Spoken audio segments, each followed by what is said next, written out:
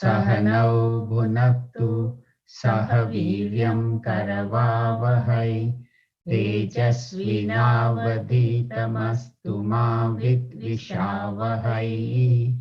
Om Shanti Shanti Shanti.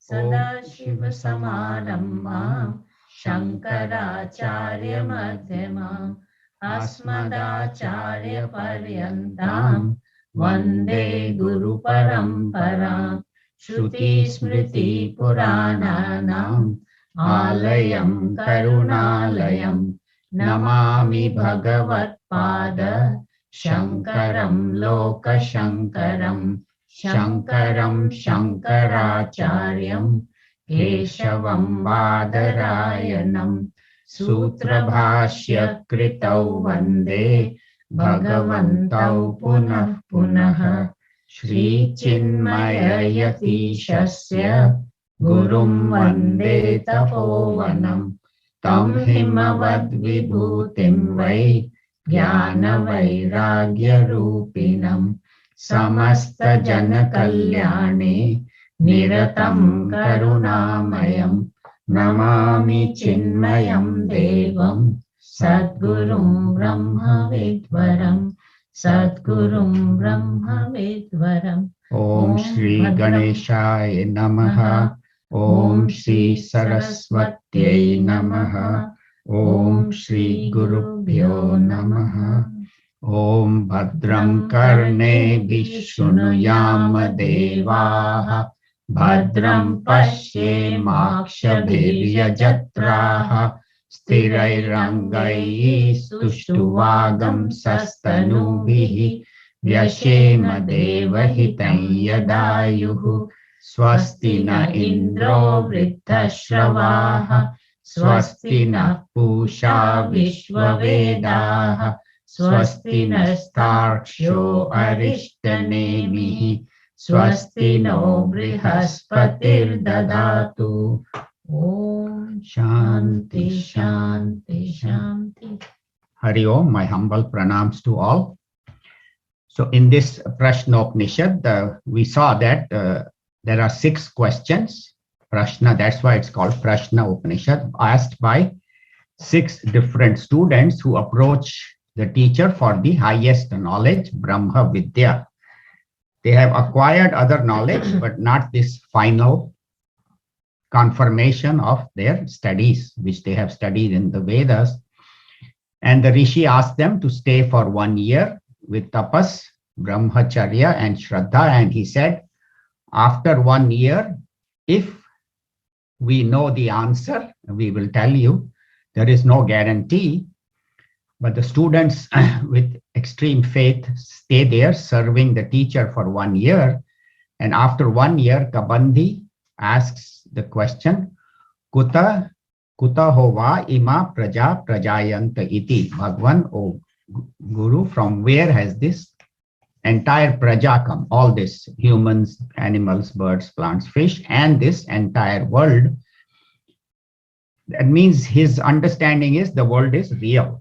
But Upanishad will take us to the fact that there was no creation, because for creation, there has to be modification, like mud has to be modified to create a pot.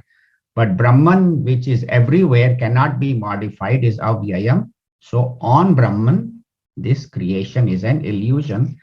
But the teacher answers the student at his level, where he asks, where did this creation come from? So he says, Praja, there is Rai and Prana. Rai is matter and Prana is energy. But energy by itself is inert. As we had said, electricity does not have any life of its own. It needs a sentient being.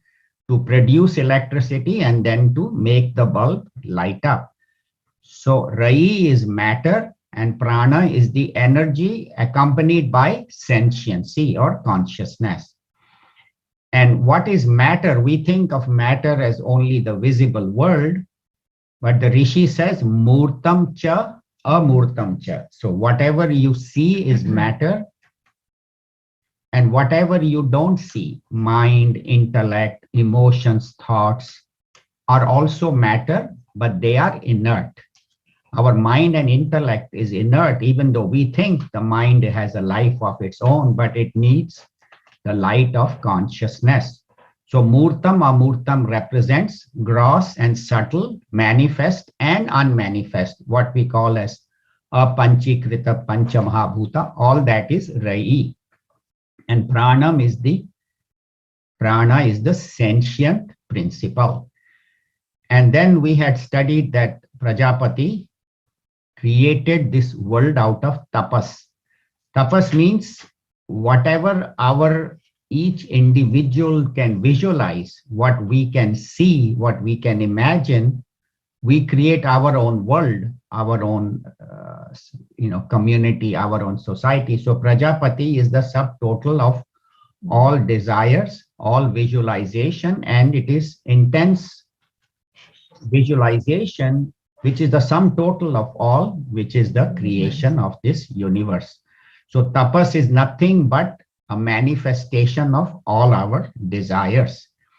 And that is Prajapati. Prajapati does not have any individual desire because God, of course, is desireless.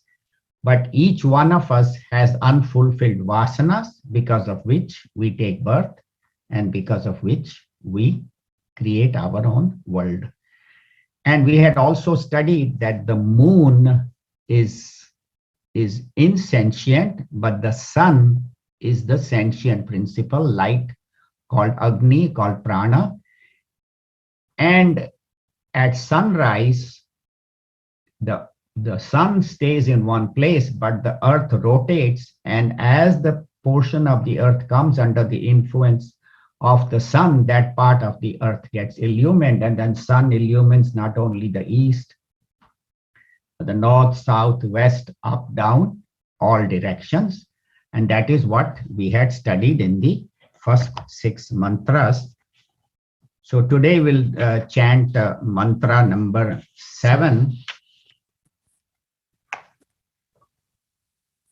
Sa esha Vaishvanaraha Sahesha Vaishnaraha Vishwarupaha Vishwarupaha Prano Agnirudayate Prano Agnitrayate Tade Tadrichabhyuktam.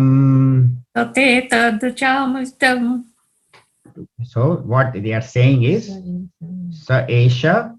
So this esha means this sun, which is also the Vaishvanara. Vaishvanara means the sum total of all living beings is this Vaishvanara Agni, which is also the fire which is in the sun and which is in the kitchen and also within us. Vaishvanara, Bhagavan says in the Bhagavad Gita also, Aham Vaishvanaro Bhutva Praninam Deham Ashrita. So this Vaishvanara Agni is not only the fire, but it is the sum total of all living beings. The sun is the sum total. Gurudev has explained. So we'll talk about that. How can it be all living beings? And then the next word, the Rishi says, Vishwa Rupaha. It is the all beings together, all forms together makes this Vaishvanara Agni, makes this sun. And this,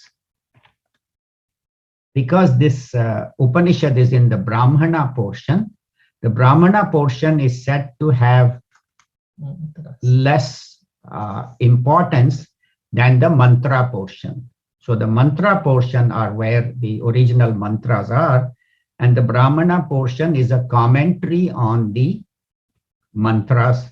So here the Rishi quotes Tad Etad Richa in the Rig Veda Abhyuktam. So he says the same thing has been quoted in the Rig Veda, in the mantra portion. So we'll talk about why he is quoting the other Upanishad. So Vaishwanaraha Vishwarupaha, Gurudev says in his commentary that all waking beings get their life from the sun. If there is no sun, if there is no light, if there is no Agni, then there will be no waking beings. And all of us get our energy, our life, our vitality, everything from the sun. And so we are a part of the sun. We are the creation of the sun. So the effect and the cause are one. So if the cause is the sun, then the effect I am.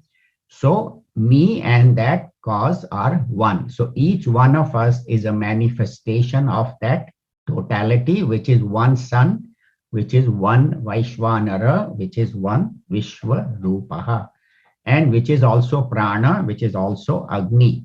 So the same power is called sun, it is called Vaishwanara, it is called Agni, it is called Pranaha. And the moon is called the Rai, which is matter, which is inert. And Gurudev in his commentary says each individual makes the state, right? Each one of us, say now in America, there are 250 million Americans. Each one of us says that I am America, I am American, and then together that makes the state. And same way in India, there are more than 1 billion Indians. So each one of them together constitutes the state. And that's what we see when we vote, the majority party wins. But unfortunately, what happens sometimes is that even though the individual becomes the totality, sometimes a few individuals control the entire that country and create hell for all the others, which we have seen in so many dictatorships, and we are seeing also currently in the world, where a few individuals are creating problems. So that's what Gurudev says. Even though each one of us is the state individual, and the totality is that world, is that cause, it is that effect of that one cause. And this totality is called as Virat, Hiranyagarbha, or Ishvara. So this we had talked briefly last time, that each individual body, the gross body is called Vishwa, and the total gross bodies are called Virat. And then each individual mind and intellect subtle body is called Tejas, and the total is called Hiranyagarbha. And each individual causal body is called Prajna, and the total is called Ishvara. So Ishvara is that which creates this entire universe based on our total vasanas, our total desires. And the ability to see this oneness in all beings, to see oneness in the whole country, to see oneness in the world, we see manifested only in Mahatmas or in realized masters, in wise people. You and I, we look at differences. I am different from the other based on my sex, my gender, my community, my caste, my color, my nationality, all those differences. And so the ability to see oneness is the glory of the Mahatmas. I'll tell you a very brief story about a great Mahatma whose life is not much known and who manifested this oneness. So there was this Mahatma called Ram Tirtha. Some of you may have heard, he was born in, this is not the one who was Shivaji's guru. Ram Tirtha was born in Punjab, and he was born in 1873. And his mother died when he was only a few weeks old. He was married at age 10. In those days, they used to get married early. And then his father shortly afterwards passed away. So Ram Tirtha was brought up by his older brother from childhood, and between the age of 10 and 26, he was a brilliant student. He became very brilliant in mathematics, became professor of mathematics in his 20s at the University of Lahore. But he was a very intense Krishna Bhakta, and he wanted to have darshan of Lord Krishna. And he all the time prayed. He had studied the Bhakti Marg, but he had also studied Vedanta from two very prominent gurus.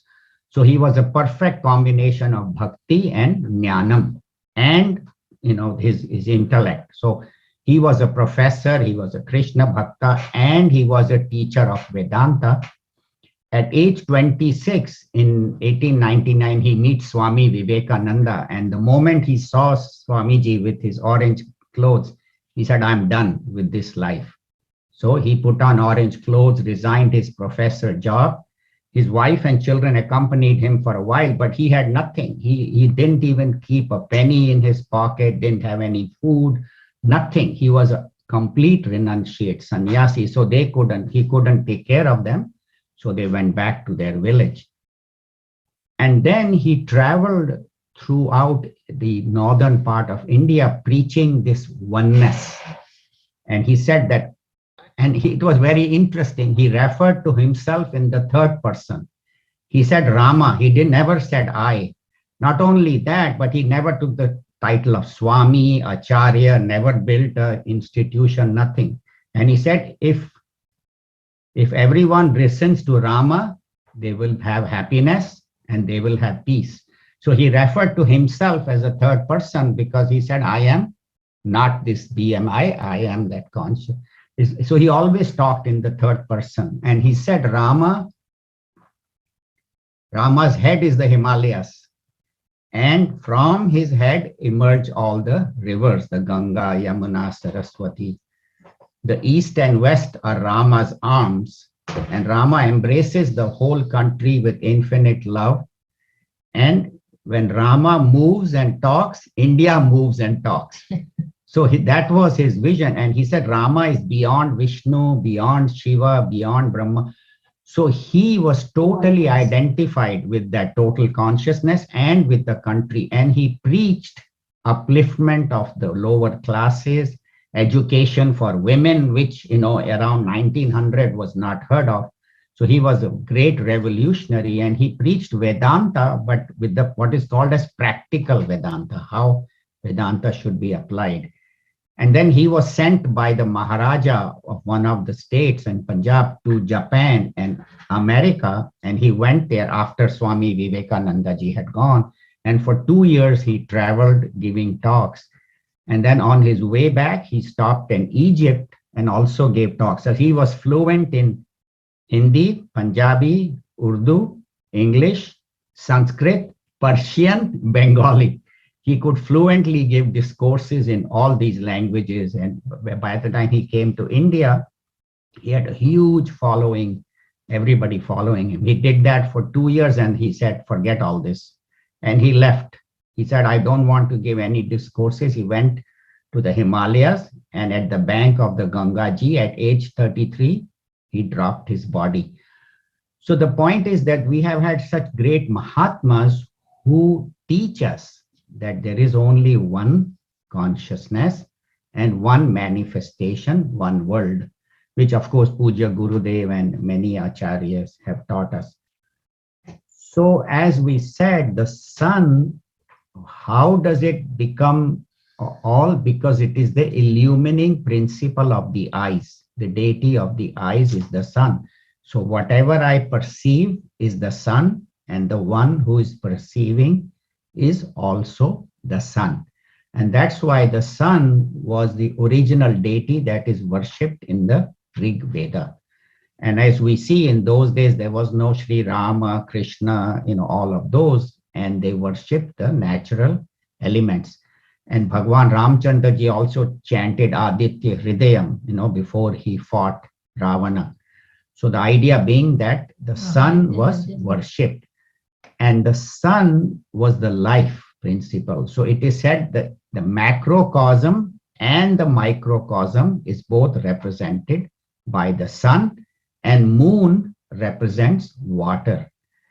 And sun represents warmth. So whatever warmth we have, all our bodies are maintained at temperature of 98.4.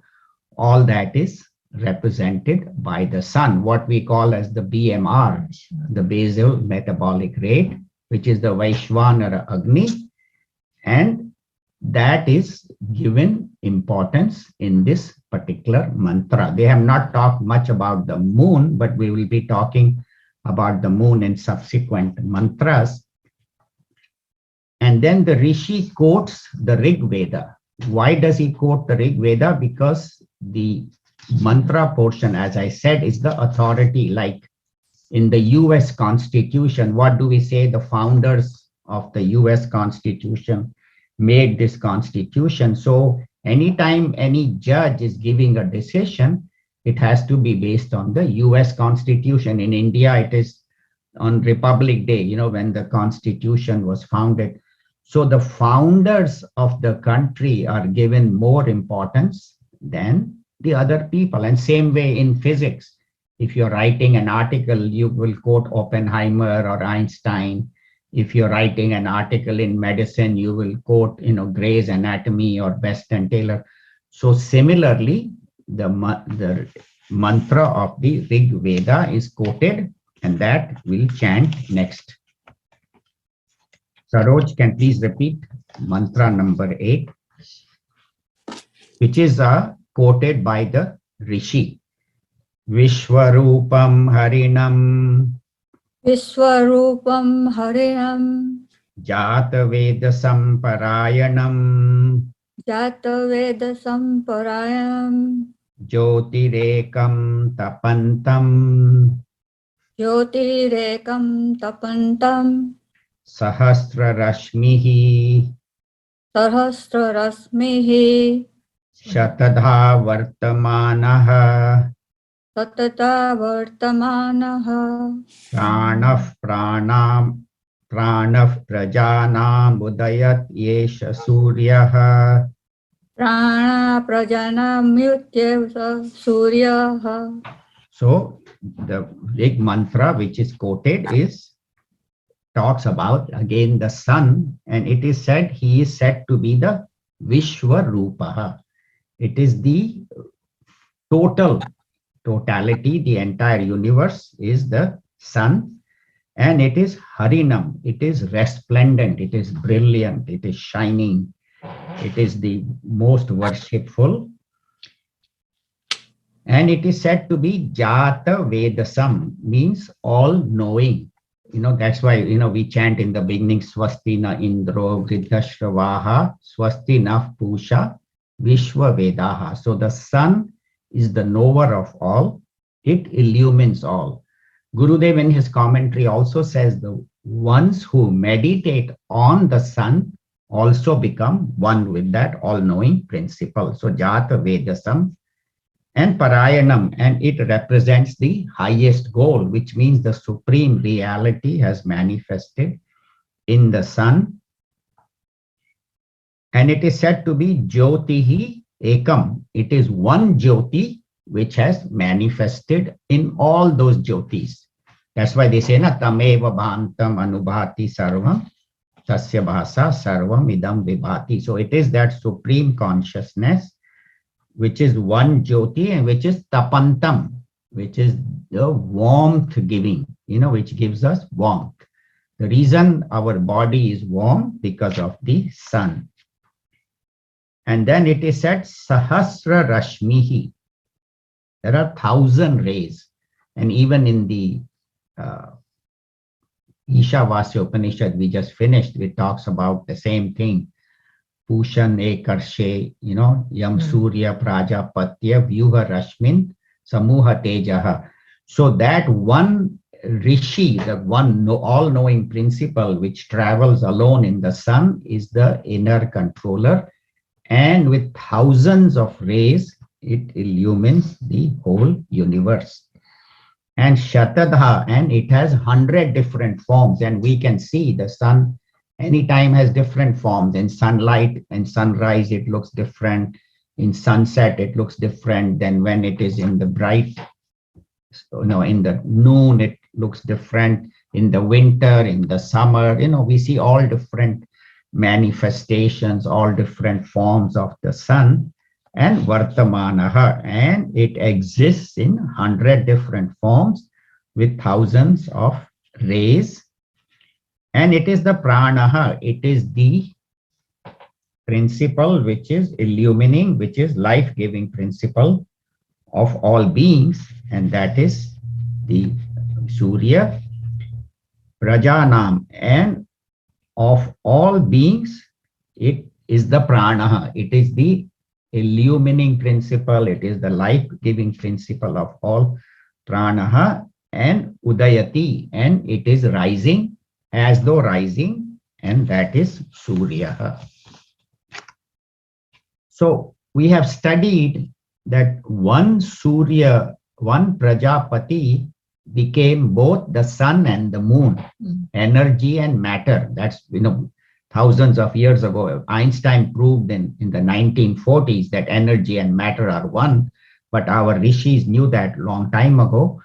So that Prajapati manifested as the sun and the moon. In the sun, it is the subtotal of all pranas, of all beings.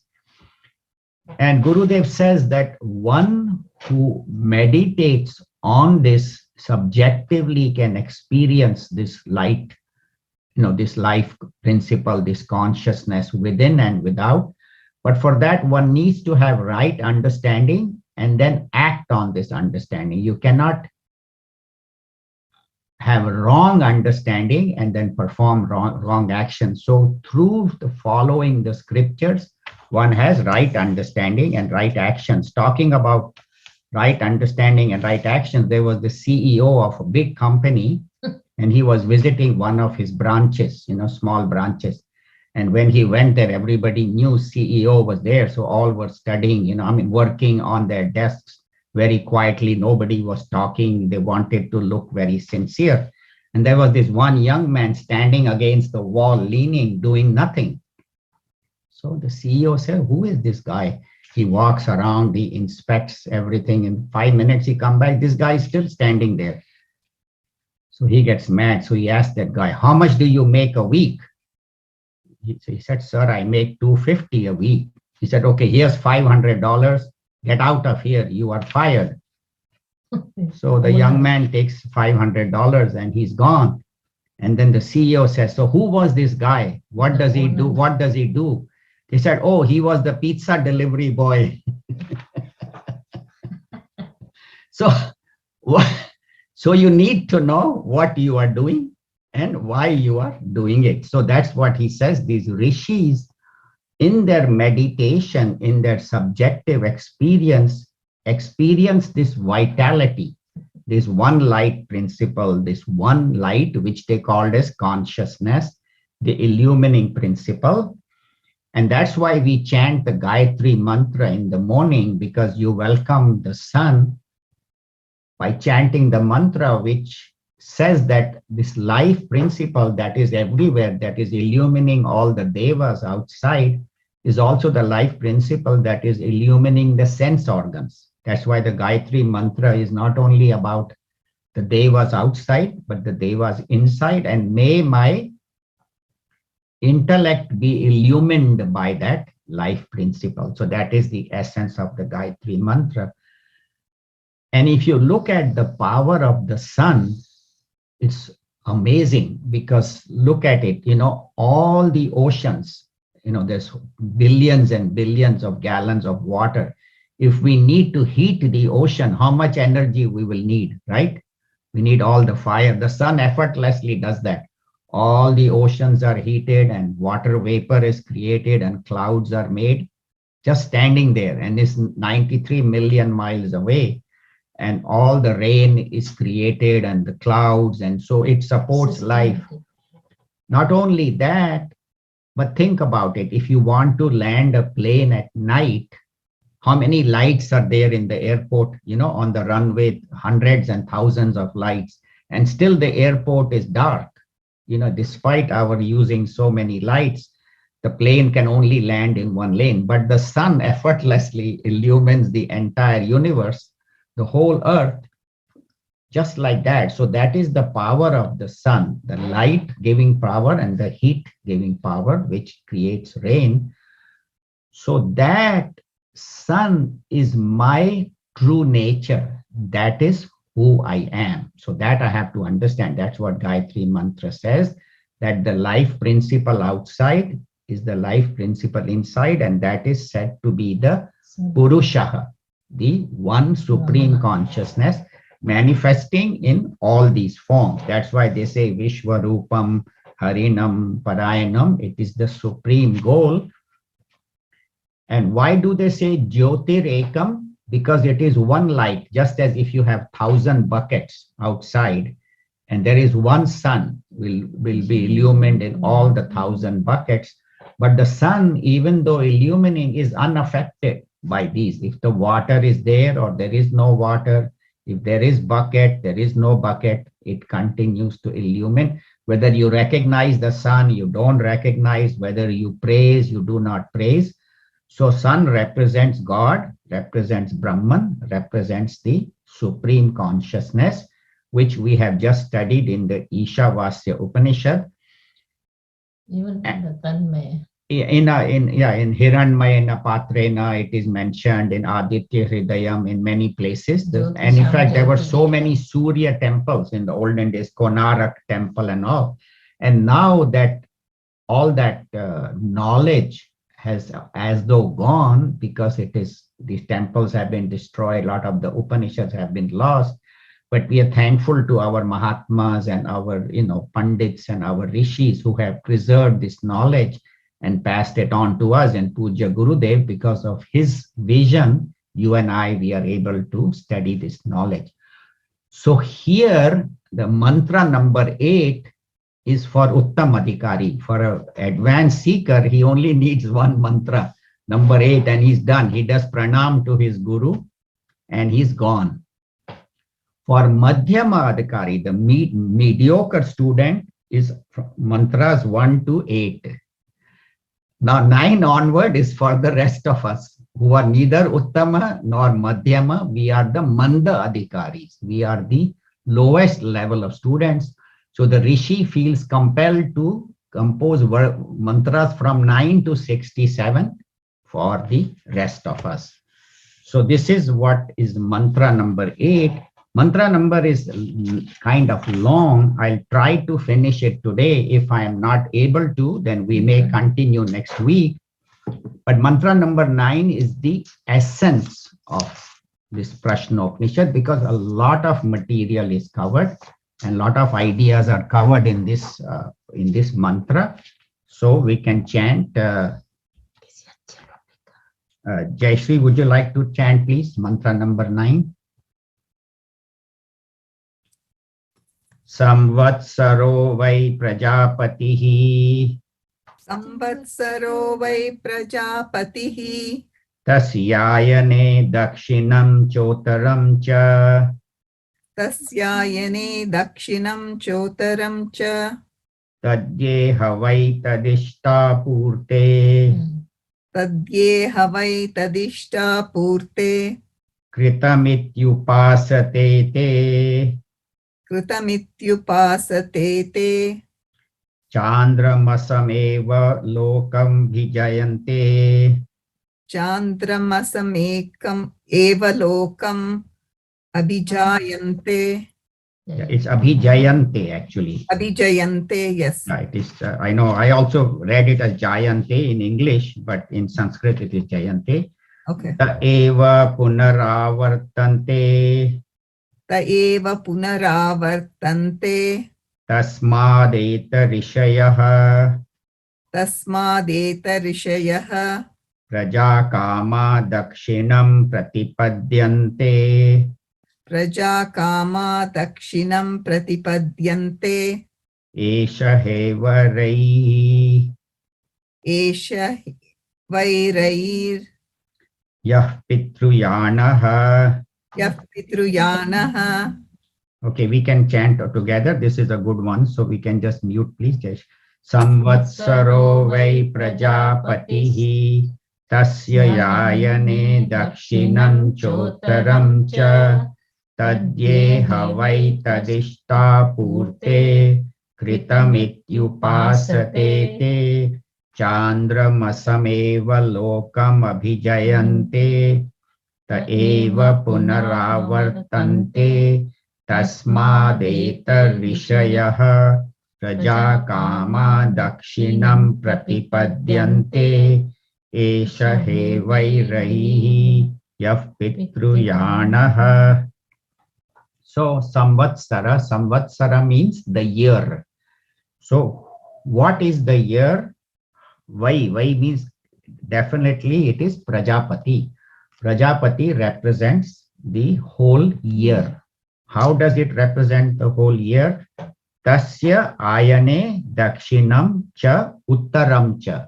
So we have Uttarayana and Dakshinayana. The whole year is divided into two parts.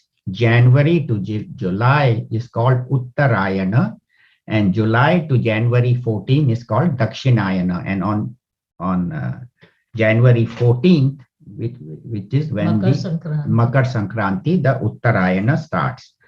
So Dakshinam cha Uttaram Ayana. So that is Prajapati. So Prajapati represents the whole year. Tad Havai, it is said very clearly that there are these two paths. Now he's talking about Ishta and Purta. Ishta means the path of karma, rituals and meditation, and Purta is the path of good deeds. Ishta means the study, meditation, chanting, mantras, and Purta is doing good deeds like digging wells, building orphanages. So these are the two methods of people who evolve. Kritam iti upasate. So those who worship God in this way, one is through the path of upasana, other is through the path of karma. They Chandra Masam Eva, they go to the Chandra Masam Lokam Abhijayante, they obtain the path of the moon. And there are two paths, Ishta and Purta, and the results of the two paths are different. So we'll talk about that. But those who go on the path of the moon, the Eva Punaravartante, they come back. You know, the path of the moon, they go to heaven, and then they come back to continue their life journey. Those who go on the path of the sun do not come back. So we'll talk about that in the next shloka. This is mostly about the moon and about the two paths. Tasmat eta. So these rishaya, these rishis who are prajakamaha. Prajakamaha means they were rishis who were married. You know, there were some who were the renunciates who were not married, but rishi does not mean renunciate. Renunciate is one who has given up the world. Rishi could be one who is the knower of the Vedas. It is called rishi, and they could be married. They used to be married. They used to have ashramas. They would have children and so on. So that's why the rishis who are prajakamaha, who are desirous of having children, Dakshinam pratipadyante, they follow the southern route.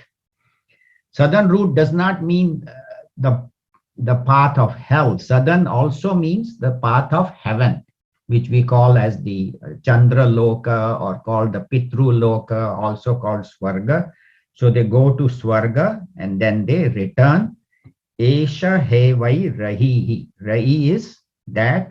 It is also called as Pitruyana. Pitruyana means the loka of the Pitrus. So Pitruloka. So Pitruloka, Chandraloka, Rai Loka, Swarga all mean the same. But it is not Brahmaloka. Brahmaloka is a higher level. So those who go to these are, and now so this Srishti, this mantra talks about Kala Srishti, talks about time. So the concept of time is introduced where the year is divided into two halves And the moon also is divided into two pakshas. You know that the waxing moon and the waning moon, Shukla Paksha and Krishna Paksha. So when the moon is becoming brighter, that is called Shukla Paksha. And when the moon is waning, going back towards zero, that is called Krishna Paksha. So time, the concept of time is introduced through sun and the moon. And the sun and the moon represents time, because as we know, the earth revolves around the sun, and one revolution makes 1 year. And same way, two pakshas of the moon make 1 month. So that's how our ancient, our Hindu calendar is divided on the lunar calendar on that. And we talk about two routes, two paths, Uttarayana and Dakshinayana. Now, Dakshinayana is not the bad path. They are all good people. See, there are 3 different groups of people. One is people who are doing sense indulgences, don't care about dharma, just in me, myself, and I live selfishly. So they are not addressed in this mantra. They are a different category. Those are addressed by Bhagavan Sri Krishna in the 16th chapter, which we'll talk about, where these people who live for themselves, what is their fate. Here, the Rishi is talking about the good people, but they are in 2 categories. So one is the good people who want to go to heaven. So they do good deeds.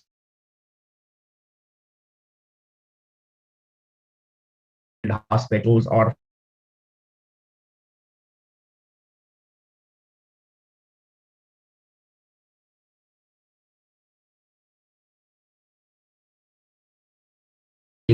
Divi Deva Bhogan. So they, based on their karmas, they enjoy.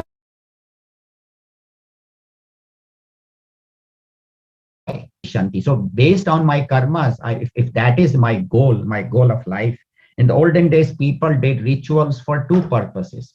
One was to go to heaven. And so they would go to heaven, enjoy. And Gurudev in his commentary says, just as I take my credit card, and when my credit card limit expires, then I have to come back.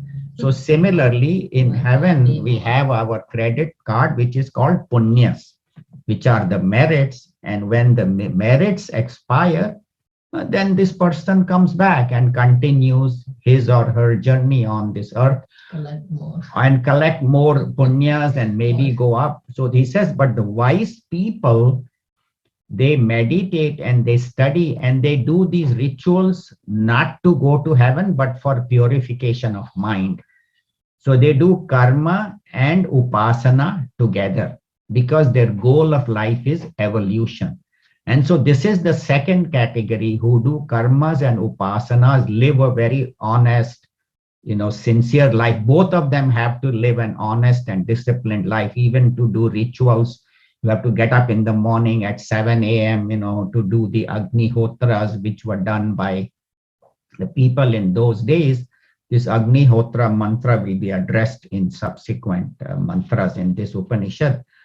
So those who are desirous of evolution, there are 2 paths again for them. Of course, we talked about the path of the moon, which goes to heaven. Then the path of evolution are 2 different. One is Jivan Muktas, who attain in this life itself liberation, and they are done. And then, so they don't take any more birth, they merge. And even in the Ishavasya Upanishad, it was mentioned that may my body merge with the elements and all that. May my breath merge with all. And may I remember Bhagwan. So those are the realized masters. But those who have done a lot of karma and upasana, have worked unselfishly without no personal gain, without caring about heaven or hell, but their idea is to serve the world and dedicate all activities to God, which is karma yoga plus bhakti plus upasana plus knowledge plus jnanam. So one jnanam is Brahma jnanam, that these wise masters like Swami Vivekananda and Puja Gurudev and Swami Ramatirtha and all had in this life itself. But if we have not reached that state, but our life has been very pure with karma, upasana, and the knowledge of how to do these rituals, how to meditate, how to pray, then we go to Brahmaloka. So those who have gone beyond heaven go to Brahmaloka, where Brahmaji will teach you this knowledge. As we had said before, he teaches in Sanskrit. He only talk in pure Sanskrit. There is no English, there is no Hindi, Gujarati, nothing. So better to study Sanskrit in this life itself. Otherwise, you have to start from there. Deva, Devav, Devaha, Devam, Devav, Devan. So whenever you decide, but they will start with that Sanskrit, Muni, Muni, Munaya, and all that. So then Brahmaji will teach them in Brahmaloka. And actually, even people who reach Brahmaloka, still some of them have slight desire. I still want to enjoy the world. So they come back again, after having reached Brahmaloka. But the majority of people who reach Brahmaloka, they are taught by Brahmaji himself, the highest knowledge, Tattvamasi, you are that. And that is taught by Brahmaji himself. And then at the end of the Kalpa, they merge with the totality and they attain realization. So there are various paths. So one is the path of the evil, then the path of the moon, heavens, then the path of Brahmaloka, and the path of the Jivan Mukta. So these are the four. And everything depends on the motive. See, I could be doing rituals, but my motive could be wrong. Like, okay, I'm doing rituals to show off, or to make the other person has done a ritual, I am doing a greater ritual because to show I am superior or I am richer, or to put the other person down, or I may send someone to sabotage his ritual so my ritual succeeds. So it does not mean that just because I'm doing rituals, I am a holy person, or it is the motive that is very important that decides whether I evolve or not. Of course, doing karmas is good, doing rituals is good. Another point about rituals and karmas, Ishta and Purta, which they have mentioned, that Purta you can have somebody else do, like you want to have a well dug, right? You don't have to physically go and dig the well. You give $100,000 or whatever, and you hire people. Okay, you dig 10 wells in the community, or build an orphanage, or build a hospital. But the rituals we have to do ourselves. You can't have somebody else hire a priest and say, you come and do the chanting and go away. Yeah, if he does the chanting, it will bless to some extent the house. But if you want the full blessing, you have to sit down yourself if you don't know the mantras, find a person who can chant and do the rituals yourself. Sit down and offer to the fire and swaha and all that. So that is very, very important, that the path of the path of evolution depends upon the motive. And the Dakshinayan, the path of the southern solstice, is said to be the path of the abode of Dharmaraja. Yamaraja is the deity of that. What it means is that the southern path is the path of mortality, where you die, you go to heaven, you enjoy for a while, you come back. So that's why this world is called Mrityu Loka, because there is constant birth and death, constant changing. And Gurudev says in his commentary that just because the Western scholars have not found this southern and northern, solstice, so how can you say that? So Gurudev says there are so many things that were predicted in our Upanishads and our Vedas much before Western science discovered it. Planes, Ramchandra ji flew in a plane, Vibhishan had a plane, and all these great rishis had visualized all these, and atomic energy and all those missiles and weapons and the creation, the beautiful houses and all the sewer systems. So thousands of years ago in Mohenjo-daro, Harappa, we had all that. So just because it has not been mentioned in the Western literature does not mean it is true. So how do we choose? So it says, like when you get on an airplane, you choose your seat. right, ahead of time, whether it's business class or whether it's economy, then whether it's an aisle seat, window seat, and then what kind of food I will get, vegetarian, non-vegetarian. So based on the seat, then in the middle of the flight, you cannot change. You cannot say now from economy, I want to go to business or first class. They were not going to let you, and you can't change your food. So similarly, we choose our afterlife also. What kind of afterlife I have, whether I'll go to the lower worlds.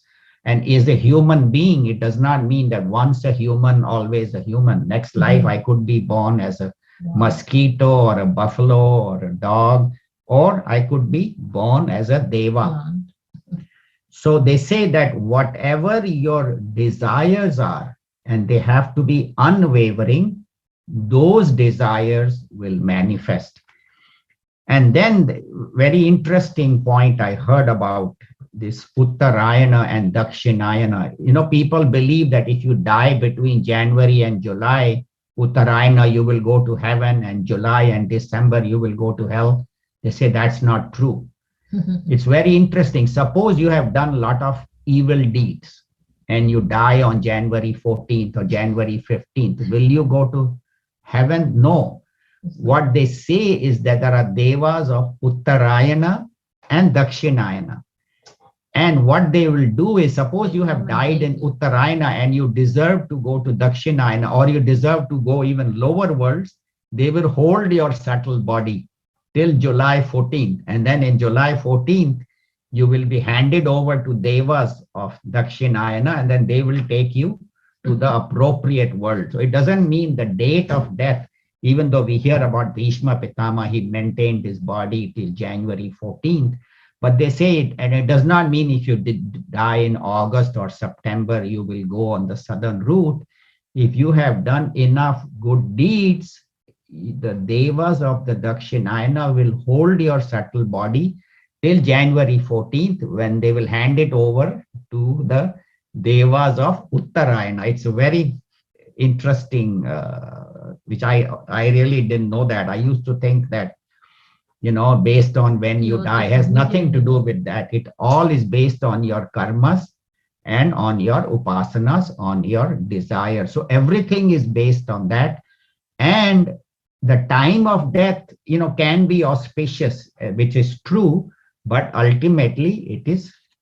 But if you don't want to go through this, then Bhagavan says in the 8th chapter, Brahma Bhuvana Lokaha, all the way from Brahmaji up to the earth, Punaravartante, and those who worship me, na. Brahma Bhuvana Lokaha Punaravartante, Parmam Upetya tu Kaunteya, Punar Janma na Vidyate. So if you do not want another birth, he says, seek me and become one with me. So here also they mention Agnihotras. These are the rituals performed by a householder, and it is required to be performed by a householder. Now, of course, the knowledge is lost and people say it is mere ritualism and it is waste of time, doing rituals. They say no, but doing rituals and doing punyas has a drishta phalam and adrishta phalam. What is the adrishta phalam? Is punya, right? So I do punya, then I go to heaven, or then I go to the higher worlds, Brahmaloka and all those. And that is the adrishta phalam. Like even papa, sometimes you don't see the fruit right away. It manifests later on. But what is the drishta phalam of punya? A person who has done a lot of punya, lot of rituals, his mind becomes pure, his mind becomes focused, he gets recognition on this earth, and God makes sure that a person who is on this path, he stays on this path. If you are on this path, God will work for us. And so because he's not only a karma phala data, but he's very kind and compassionate. And one who is on this path, he will make sure that the right kind of guru comes, the right kind of knowledge. And even if karma phalas come, but one who is on this path is protected. and so somebody will come to protect. So that is why, that is the drishta phalam, that this person gets recognition and is successful in whatever he does. And in Vishnu Sahasranama, I had talked before also, there is a combination of karma and upasana both. So chanting of the 1,000 names, Vishwam, Vishnu, Vashatkaro, is the karma, and remembering Bhagwan Vishnu, Vishwadharam, Gagana Sadrisham, Megha Varnam, Shubhangam, Lakshmi Kantam. So when you remember Bhagwan Vishnu, you remember him not as just mechanically chanting, but that he's right here. He's right here on this, Sheshnag, he's sitting in front of me. And so when I'm chanting any of these mantras, it could be the, Shiva mantra or whatever you are chanting, Ganesha, Stavam and all, chant as if Bhagwan is standing in front of me. When you chant Rudram, you imagine Lord Shiva. So chanting should not be done mechanically, but as if Bhagwan is right in front of me and I am telling him, then the full benefit of the mantra comes. So that is a combination of karma and upasana. And as I said, the people who seek Brahma Jnanam are very few, because for that it needs extreme vairagya, like we saw in Ram Tirtha's life, total complete manifestation of vairagya. So that is very rare. So that is what one should develop. That's why they say in spirituality you need vairagya, vairagya, vairagya. And also the chanting of the mantra should be correctly done. See, what we do is we do hanky-panky.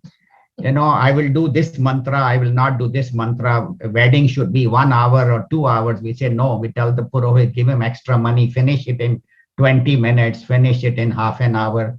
And even the Pandits sometimes don't know what they're doing. Like one wedding we went to, a whole wedding he did with one mantra, Sarva Mangal Mangalye Shive Sarvarthas. He kept on chanting, and most people don't know. So they thought, oh, Panditji did very good job. They gave him $500. Another wedding I went to, he chanted only Swastina Indro Vriddha Shavaha Swastina Pusha. And 5, 7, 8 times so the mantras have to be properly chanted based on the Vedas, based on the rituals, and then only the benefit, because it's like you go to the lab, right? And you have to do the chemical experiments in a particular way. You do this way, but if you do random, I'll do the way I want, what will happen? You'll create an explosion and the lab will burn. So similarly, these mantras have to be chanted in the way. That's why the way Jayashri teaches, with the proper anuvak and all that, udata and all. So that does not mean that if you don't know the proper chanting, you shouldn't chant. The more important is the devotion. Even if I don't know Rudram chanting very well, but if I sit in front of Bhagwan and chant Shuddha Sphatika Sankasham, even if I chant incorrectly, Bhagwan looks at the motive. And so that is what they say, that the motive is more important than the actions. And so this is where we can end. It's 129. And there are a few more points in this mantra, but pretty much I covered it. Some that are left, I may just do in the next mantra, in the next class. But basically, Gurudev's commentary is long and very nice. Yeah, Gurudev's commentary, I would request everyone to read, especially of mantra number 9. He has given a very long commentary. I summarized some of the points, but I also got other points from other teachers. So that's how we were able to prepare. So we'll end here. Any last minute question, comments? When I read Istam and Purtam, at first my impression was, oh, one path is better than the other. But because one is taking you to Brahmaloka, the other one is taking you to Pitruloka, and that you return back again. But the description of it is you're still doing good deeds. Yes. But it meant that you're doing only for your selfish desire. Yeah. Is that what it is? The motive, yes. The motive is very important.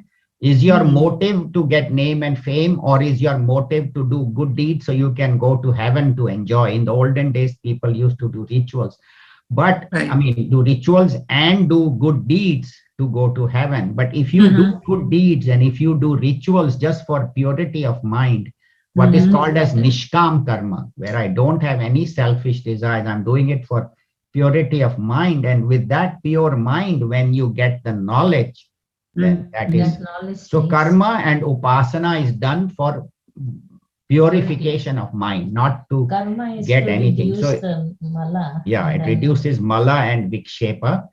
And that pure, with that pure mind, when you sit in front of the teacher, then that knowledge becomes clear. Yeah, so like if we give example of Gurudev, with all that Brahma Gnana he got, and in this life he kept on doing karma so that we benefited. Right. Because his All karma of us was done. benefited. So the realized master works out of compassion for us, not out of because he has to, whatever his prarabdha is there, the master Right. has to live. But the question is, some of them just go to the Himalayas and meditate and they disappear. Like Ram Tirtha, he had no interest. He only taught for a few years. But Right. such Mahatmas bless even when they are gone, because their Is going on world is only going on because for of them. them. And then there are like Tapovan Maharaj, he just stayed in Uttar Kashi, whoever came and studied. And people like Gurudev and Swami Vivekananda traveled throughout the world. So depends on their prarabdha and depends on their gunas, how much rajas they have, but they use rajas for the benefit of mankind. And was And Ishta means the meditation and contemplating on God and doing prayers, Vedic mantras and all. That is chanting is called Ishta. And was the airplane example in this particular shloka that Gurudev has written in No, Gurudev commentary? has not written. There I got from another commentary about what seat you select. Right. Well, it said about the direction. Right. He talks about going northwest and then southwest, and then you end up going west. Right. That was in this one. Yeah. In mantra number 9. Can you elaborate on that a little bit? So what Gurudev is saying, that suppose I get in a plane and travel 30 miles northwest, and then I stop and then travel 30 miles southwest. So that north and south balances itself, but I travel 60 miles west. Because I have gone northwest and I have gone southwest. So predominantly my direction is west. So what he's saying is you can travel through path of karma or path of upasana, but if your motive is to go in that direction of purification of mind, so we choose our action based on that. The direction of our life is based on our karmas and our desires and our knowledge. Okay. Thank you. Yeah. So Anything else? intention is important. Huh? Intention is important. Intention is all important. Any other comments? Otherwise, we can do the closing prayer. Om Purnamada Purnamidam Purnat Purnamudachyate Purnasya Purnamadaya Purnameva Vashishyate. Om Shanti Shanti Harihi Om Shri Gurubhyo Namaha Harihi Om